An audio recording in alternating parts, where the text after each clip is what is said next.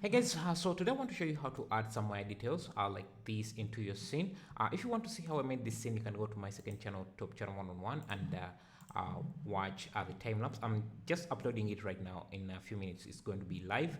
But you can also go to my Patreon page to download the project file if it's there, and also if you want that, and you can also see a brief explanation of how I created the materials and the lighting of the scene. But anyway, let's go into this tutorial on how to make detailed wire details like this into your scene quickly. So what you're going to do is add um, a gliss pencil object. So you can go with a stroke like this, and just go immediately into draw mode, and this will let you draw onto the surface of any meshes that you have in your scene.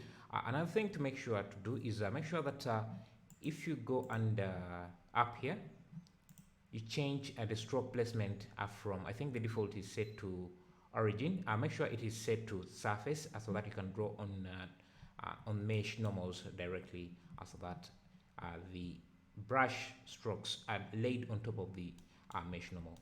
So let's start drawing something here. So I'm just going to draw a wire from here flowing down like so, and you can see it's generated on top of the surface, on top of the surfaces, as you can see there. I made sure that it's a single stroke like that. Now that I've done with that, your strokes might be a bit different from mine, but that shouldn't be a problem, because all you want to do is just draw the stroke. But if you want to change the colors and different settings, you just have to go to the tools menu here, and I'll see the different settings that you can use here. But again, that doesn't matter. After you're done drawing, just go back to object mode and make sure that you have your gliss pencil object selected. Then go under object, and then convert to bezier curve. This is going to convert the gliss pencil into the curve object. I'm also going to isolate this for a second so that I can see what we have, and you can see we have two objects. We have this stroke and this one here. Let's get rid of this because it's not what we want.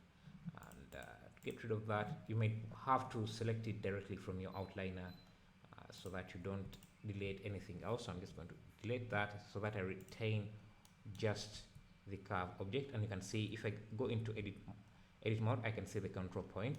And, I want to get rid of this upper part here. And, stick with only this. Now you can go into the curve object, object data properties, and increase the bevel depth, so that you can also see it in the viewport here, how that detail is being added. You can see the wire, but we don't have, it's not well rounded. So what you can do is increase the bevel resolution to make it more rounded, even shade smooth to make it more rounded.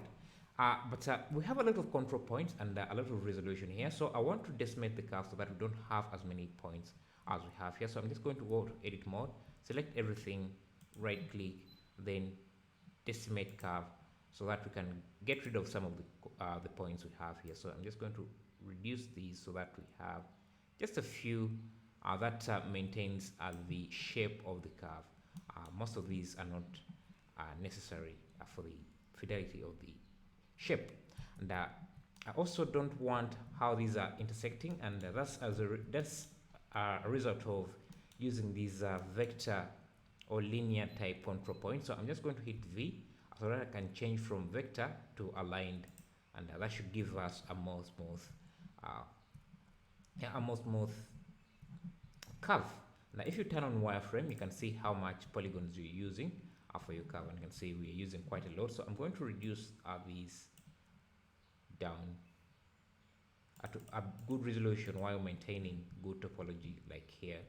And if you want to be fancy, you can even change this a bit so that you reduce on the intersecting, but I think this is good. So I'm going to get rid of the wireframe, and I also reduce on the bevel depth.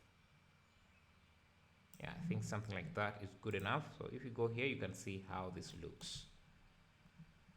Literally took us just about 4 minutes, but that's because I'm explaining. It will take you about 1 minute or less to do something like that. If you're using this technique, I can create a new material, make it maybe a bit darker, go back in here, you can see how that looks. I think it looks amazing. Thank you for watching.